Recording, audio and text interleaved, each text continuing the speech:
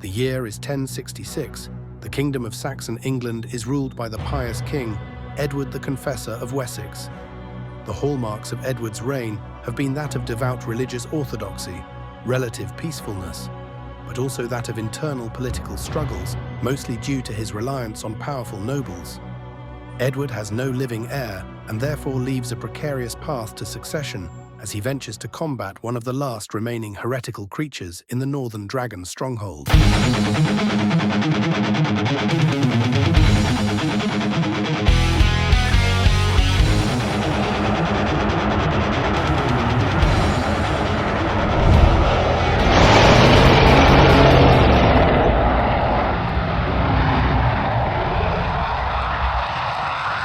Dragons?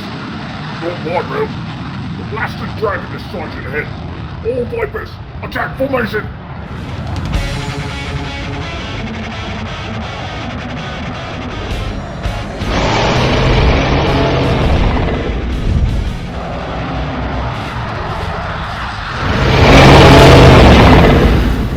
Command, this is Wessex 1.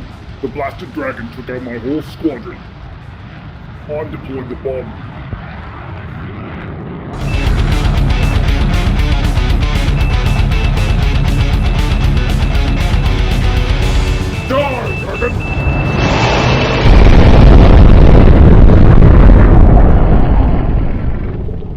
Edward the Confessor, the Saxon King of England, is dead.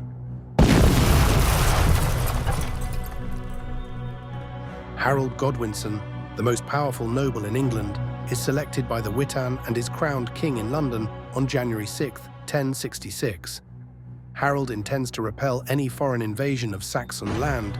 He gathers the Fyrd, the housecarls, and with the backing of most of the nobility, he prepares to defend Saxon England and repulse any would-be usurpers to his crown.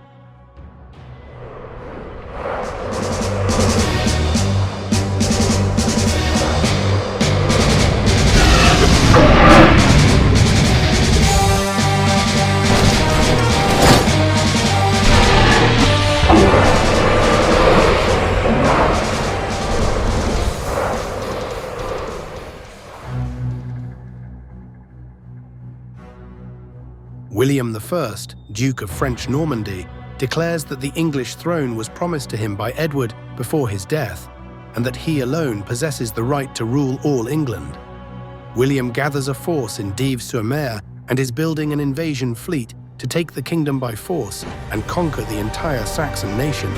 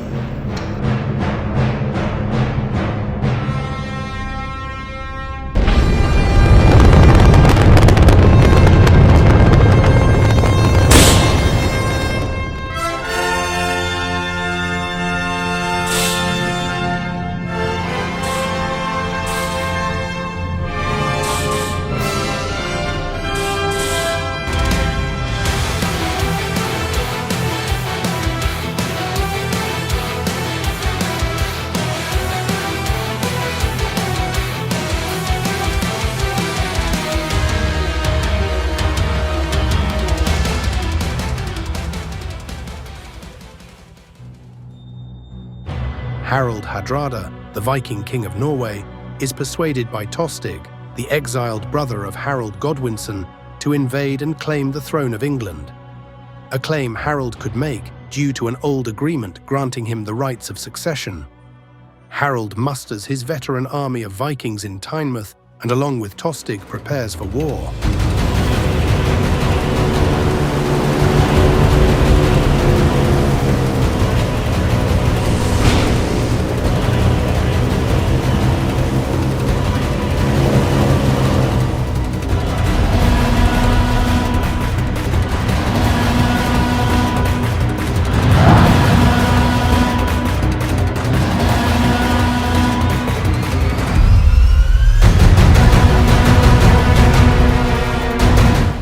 On September 10, 1066, Harald Hardrada's army, with 300 Norwegian Viking longships, left Tynemouth and, along with Tostig's smaller Northumbrian army, sailed south, pillaging coastal towns such as Scarborough, before sailing up the Humber and making landfall at Recall.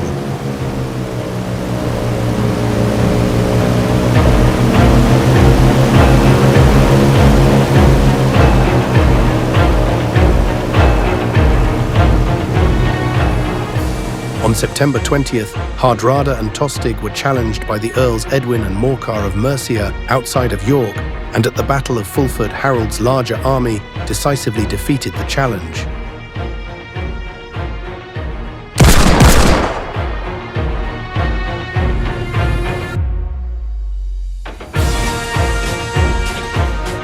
Four days later, on September 24th, Hardrada surrounded the city of York, and in order to prevent the city from being sacked and looted, the city negotiated a surrender.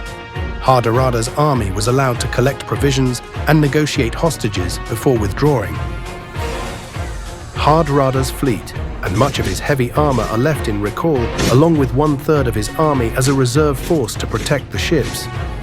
The remainder of the army, including Tostig and Hardrada himself, relocate 7 miles east to Stamford Bridge. Harold Godwinson is made aware of the threat days earlier, and with the army he is able to gather, he decamps from London in mid-September 1066.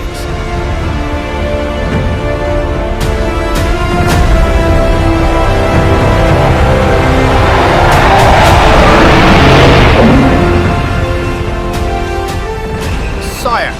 What news, Lieutenant? We haven't had time to muster all of our forces and wait it was threatening from the south. I'm well aware, Lieutenant. Let's catch my idiot brother and his black indult off guard. But sire, if we much know what to do with Hardrada, wouldn't that leave London and all southern England vulnerable? We leave the tanks to deal with him. We march with speed. Godwinson's army force marches from London in under 4 days. The stage is set for what will become to be known as the final battle of the Viking Age.